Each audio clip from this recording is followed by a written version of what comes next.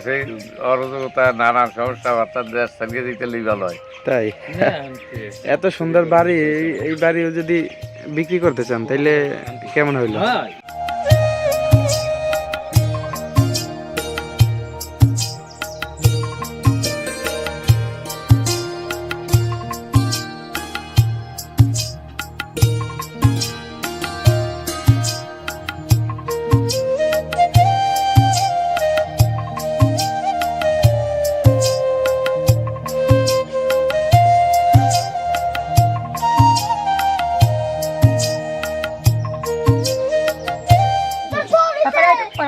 Flower Peter, flower Paul. Goodbye Peter, goodbye Paul. প্রিয় দর্শক, যান্ত্রিকতার কোলাহল ছেড়ে আজ আমরা যাচ্ছি হৃদয়ের খুব কাছের এক জনপদে, যেখানে মাটির সোদা গন্ধে মিশে থাকে পরম মমতা। আজ আপনাদের নিয়ে যাব আমাদের অতি চেনা শান্ত শীতল গ্রাম রাজাপুর। আজ আমরা দেখব এখানকার মানুষের সাদামাটা জীবন আর প্রকৃতির স্নিগ্ধ রূপ। আমরা যখন যাত্রা শুরুতেই মেঠো পথে পা রাখলাম, ঠিক তখনই চোখ চলে গেল পূব দিগন্তে। দেখলাম কুয়াশার চাদর সরিয়ে রক্তিম সূর্যি মামা লাজুক হেসে উকি দিচ্ছে। প্রকৃতির এই মায়াবী অভ্যর্থনা সঙ্গী করেই আমরা হাঁটতে শুরু করলাম রাজাপুরের অন্দরে। চলুন আজ হারানো যাক চিরচেনা সেই সোদামাটির ঘ্রাণে।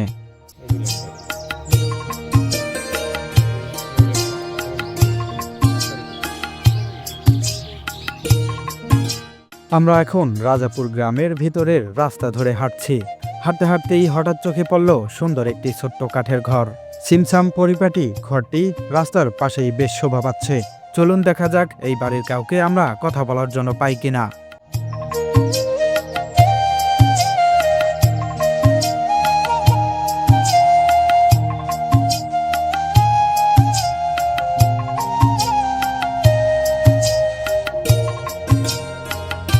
কি খাইতেছেন? রুটি। রুটি কি দিয়ে খাইতেছেন? গুড়, খেজুর গুড়। এটা কি আসল গুড় নাকি? হ্যাঁ। আপনি কি মানে গাছ কাটেন নাকি? না, আমি কৃষক, আমি জমিতে কাজ করি, গরু কাজ কাটি যাই।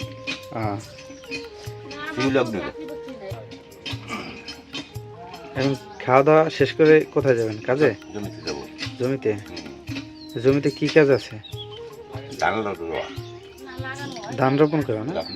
হ্যাঁ। কত বিঘা লাগিয়েছেন জমি? 3.5 বিঘা। 3.5 বিঘা।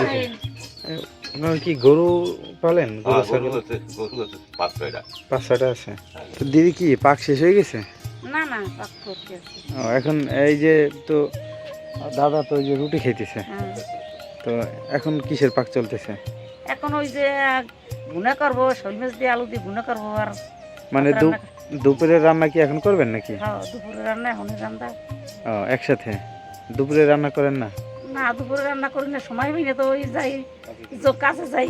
ও, আপনিও কাজ করেন নাকি? ওই সবাই একটু খাড়ি বেড়ি খায়। ও, কি কাজ করেন? ওই জমিতে রোয়া ঠোয়া কাজ, জমিতে। হ্যাঁ, যে জীবন যুদ্ধে আসলে কোনো কিছু থাইমা নাই। কথা বলে জানলাম জীবন যুদ্ধে তারা লড়ে যাচ্ছে নিরন্তর। শীত সীমাবদ্ধতার মাঝেও পরিবারের সবাই মিলেমিশে কাজ করছে, নেই কোনো অভিযোগ।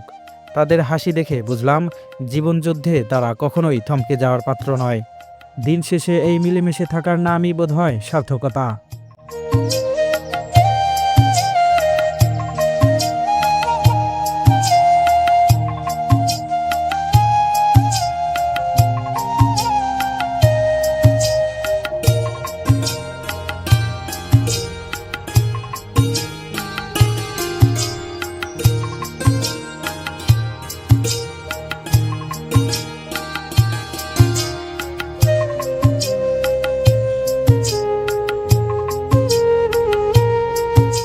এখন সকালের ব্যস্ত সময়।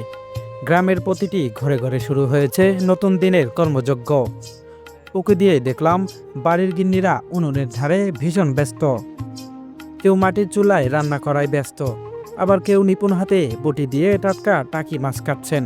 পরিবারের সবার জন্য দুপুরের আহার জোগাড় করতে তাদের এই নিপুণ হাতের কাজ আর নির্লস পরিশ্রমী যেন বাংলার চিরায়ত গৃহবধূর প্রকৃত রূপ। দিদি কেমন আছেন? কি করেন? কি মাছ? টাকি মাছ না? এই টাকি মাছ কি এখন রান্না করবেন নাকি? তো দিদির পরিবারে কে কে আছে?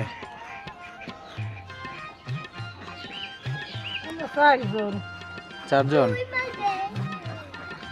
আপনাদের গরু আছে কয়টা?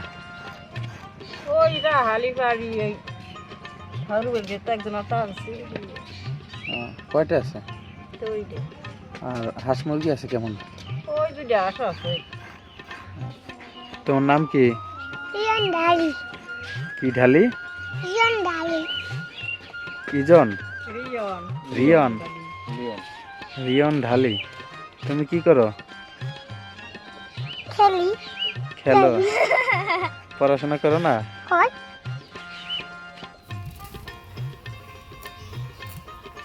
মাছ রান্না কি এখন করবেন নাকি দুপুরে? এখন করবো। সকালের জন্য? রাজাপুর গ্রামের রান্নাবান্নার এক চমৎকার নিয়ম নজরে এলো। এখানে গিন্নিরা দুপুরের জন্য আলাদা করে উনুন ধরান না। সকালের এই ব্যস্ত সময়ে তারা সকাল এবং দুপুর দুই বেলার রান্না একসাথেই সেরে নেন। মাটির উনুনে মাছ আর তরকারির সুঘ্রাণে মোয়ামা করছে চারপাশ।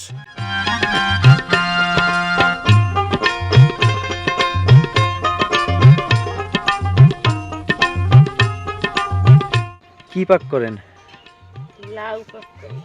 লাউ আর কি? লাউ আর সিম, আর কিছু নাই?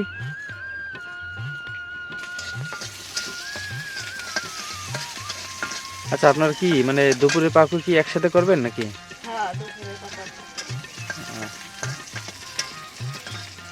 তো দিদির পরিবারে কে কে আছে? আমার এক ছেলে এক মেয়ে আর আমার স্বামী, আমি। শ্বশুর আছে কিন্তু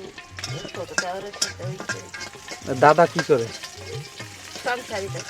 সংসারী কাজ করে না?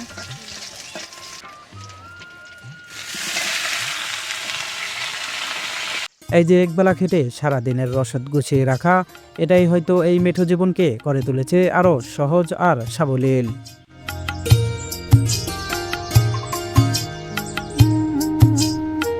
একদিকে উনুনে ধোয়া ওঠা রান্নার আয়োজন চলছে, আর তারই পাশে দেখা মিলল এক অদ্ভুত শান্ত দৃশ্যের।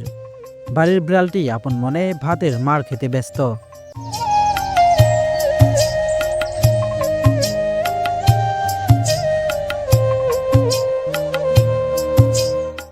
আগুনের আঁচে যখন হাঁড়ি চলছে, ঠিক তখনই ঘরে দেখা গেল পড়ালেখায় ব্যস্ত শিশুরা।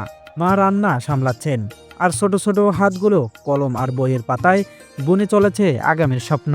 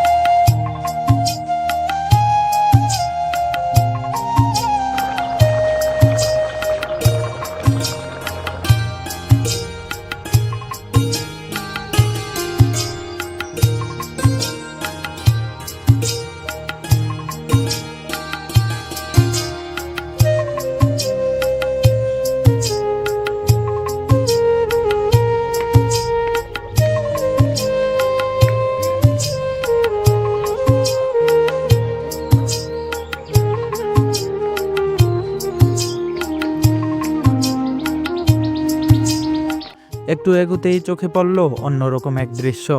একটি ছোট্ট ঘরে পড়ছে এক ঝাঁক কচি কাঁচা মুখ।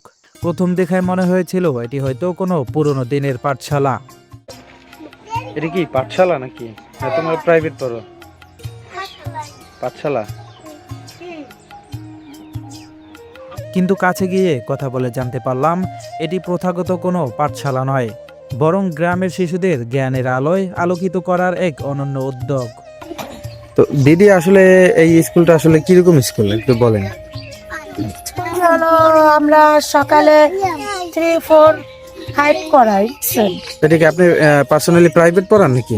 না, এটা হলো আমাদের আশা এনজিও থেকে স্কুল। ও, আশা এনজিও থেকে? হ্যাঁ। এই সম্পূর্ণ খরচ মানে আশা থেকে দেয়? সম্পূর্ণ খরচ না, আমাদের একটা মাসিক বেতন আছে, যা এদের ধরেন মোটামুটি আমাদের হাত খরচ হয়, সেরকম ভাবে একটা তারা সম্মানী প্রদান করে। জি জি। আর এদের থেকে বলে 100 টাকা 50 টাকা নিতে, 3, 4, 5 যারা আছে তাদের থেকে 100 টাকা, আর যারা শিশু 1, 2 তাদের থেকে 50 টাকা নিতে বলে। 50 টাকা? হ্যাঁ। আর বাচ্চারা সকালে আমি 3, 4 পড়াই, তারপরে 5 আছে, এইভাবে সকালে স্কুল 9টা পর্যন্ত করাই। টোটাল আমি 7টার আগে শুরু করি। 7টার আগে? 7টার আগে আসতে বলি। এখন শীতের দিনে কেউ 7টায় আসে, কেউ 7:30টায় আসে, এটা ঠিক নয়। এখন শীতের দিন তো ওই জন্য কেউ দেরি হয়, কেউ আগে আসে। যার বাবা মা যেরকম ভাবে পাঠায় সেরকম ভাবে আসে বাচ্চারা। আবার বিকেলে আছে, বিকেলে আবার 2:30টায় শুরু করি। আবার বিকেলে শুরু করেন?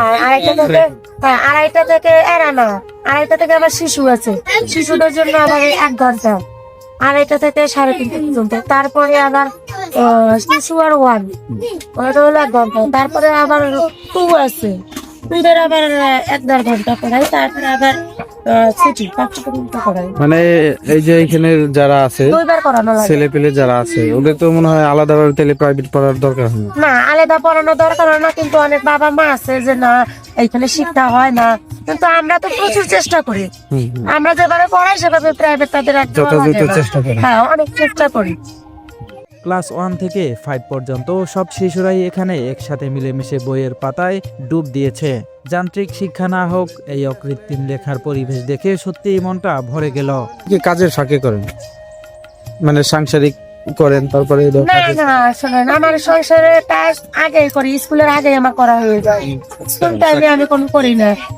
আমার মানে 7টার আগে আমার রান্না হয়ে গেছে। আমার ছেলে তো স্কুলে যায়, রান্নার সময় যদি আমি স্কুল করাই তাহলে তাদের গার্জিয়ান তো করছে না। আপনি কি এই গ্রামের মেয়ে নাকি? এই গ্রামের মেয়ে, এই গ্রামের বউ সবই।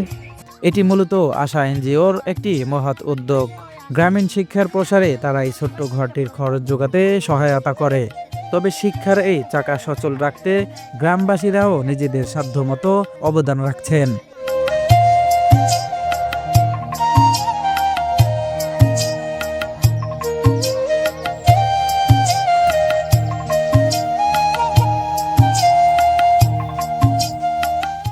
রাজাপুরের প্রতিটি ঘরেই যেন এক একটি ছোট খামার।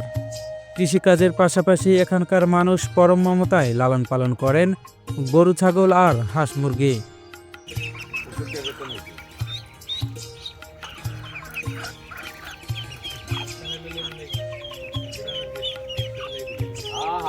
গ্রামীণ অর্থনীতির চাকা সচল রাখতে এই গৃহপালিত পশু পাখি তাদের আয়ের অন্যতম প্রধান অবলম্বন। এই ঘাস খাওয়াবেন কিসেরে? ছাগল না গরু? কয়টা আছে ছাগল? 7টা?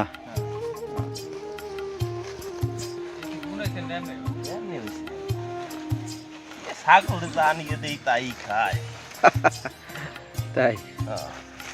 ছাগলে তো বাসকে খাবার খায় না বেশি। হ্যাঁ হ্যাঁ। গরু আর ছিল মেয়ে 20 মিনিট। এই 3টাই নাকি? ওই ছোট একটা আছে না? ও, মানে আগে ছিল কয়টা? আগে ছিল 6টা। ও, 2টা বিক্রি করছেন? হ্যাঁ। মানে বিক্রি করে মেয়ের বিয়ে দিয়েছেন? অনেকটা লাগে না মেয়ের বিয়ে। হ্যাঁ হ্যাঁ, ওইখানে একটা খরচ করছেন। কিন্তু গ্রামের এই শান্ত স্নিগ্ধতা আর সাজানো গোছানো ঘর বাড়ির আড়ালে কোথাও যেন একটি দীর্ঘশ্বাস লুকিয়ে আছে। অবাক লাগে দেখে যে এত সুন্দর মায়া ভরা পরিবেশ থাকা সত্ত্বেও অনেকে এই গ্রামে আর থাকতে চাইছেন না। আপনাদের বাড়িটা তো খুব পরিপাটি। 20 কিলোমিটার যায়। বিক্রি করবেন কেন? এত সুন্দর বাড়ি বিক্রি করবেন? 20 কিলো। আমি তো এই কেনার বাড়ি, জন্য আসি। পুকুর, গাছপালা, ঘর দুয়ার 120 কিলোমিটার। কেন বিক্রি করবেন কেন? 20 কিলো কেন ভালো লাগে না। দেশে অরাজকতা, নানান সমস্যা, অর্থাৎ দেশ থেকে দিতে ভালো হয়। তাই? এত সুন্দর বাড়ি, এই বাড়িও যদি বিক্রি করতে চান তাহলে কেমন হইলো? বসেন বসেন।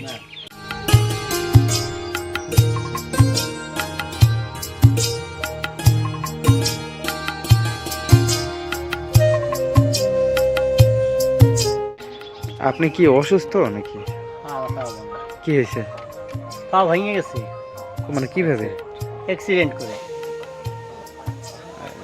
মানে কি এক পা ভাঙছে নাকি? হ্যাঁ, ডাইন পা। গোপালগঞ্জ জেলার কোটালীপাড়া থানার এই রাজাপুর গ্রাম। আজকের পুরোটা সময় এখানে ঘুরে দেখলাম তাদের দৈনন্দিন স্নিগ্ধ জীবন। তবে একটি বিষয় আমার নজর কেড়েছে সবচাইতে বেশি, সেটি হলো এখানকার প্রতিটি ঘর বাড়ি। কাঠ দিয়ে তৈরি এই ঘরগুলো যেমন পরিপাটি, তেমনি দেখতেও অসম্ভব সুন্দর। রাজাপুর গ্রামের প্রতিটি কোণ, প্রতিটি মেঠো পথ আমাকে মুগ্ধ করেছে বারবার। প্রকৃতির এত কাছাকাছি থেকেও যে জীবনকে এত সুন্দর করে গুছিয়ে রাখা যায়, তা এখানে না আসলে হয়তো জানাই হতো না। প্রিয় দর্শক, রাজাপুর গ্রামের এই জীবনযাপন আপনাদের কেমন লাগলো? এই মায়াবী গ্রামটি নিয়ে আপনাদের মতামত অবশ্যই কমেন্ট করে জানাবেন। ভিডিওটি ভালো লাগলে একটি লাইক দিবেন এবং সাবস্ক্রাইব করে আমাদের সাথেই থাকবেন, যেন পরবর্তীতে আপনাদের এমন আরও অনেক সুন্দর সুন্দর জায়গা ঘুরে দেখাতে পারি। তবে আজ বিদায় নিচ্ছি, সবাই ভালো থাকবেন, সুস্থ থাকবেন। আল্লাহ হাফেজ।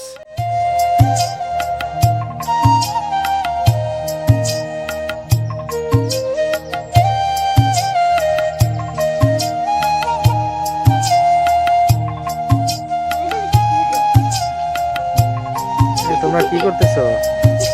ভাত খেতেছো নাকি?